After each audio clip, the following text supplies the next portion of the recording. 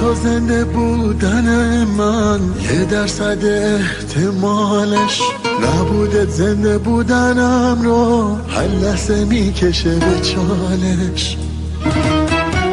دیدنم دیگه دله عوض نمیشه حالش.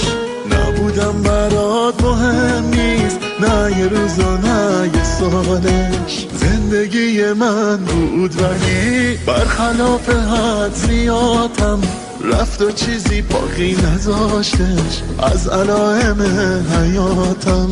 اون که میگفت همیشه تو سختی یا با همه کجاست الان ببینه چه بغضی تو صدامه.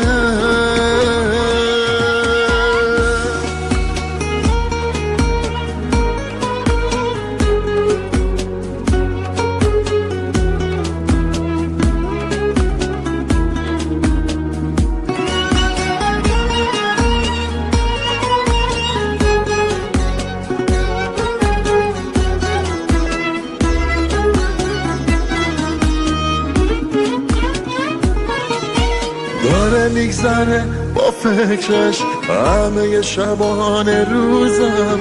دیوونه نمیدونه چقدر دل واپسشم هنوزم.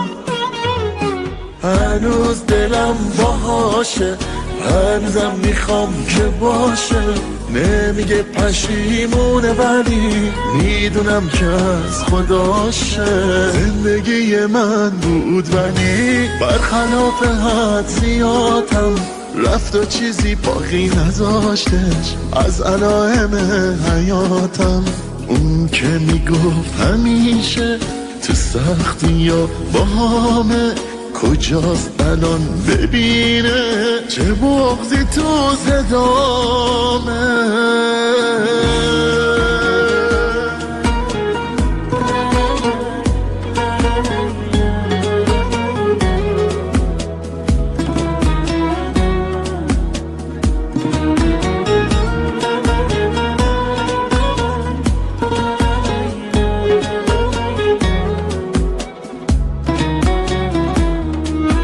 ندیدنش سخته برام، باز یادم میاد خاطره هم. حس من هنوز همونه ولی نمیخوام بدونه. اومدنش آرزوم شده، دیگه طاقتم تموم شده. دنبال یه اتفاقم، کاش خودش بیاد سراغم. هنوز دلم باهاشه، هنوزم میخوام که باشه. نمیگه پشیمونه ولی میدونم که از خداشه.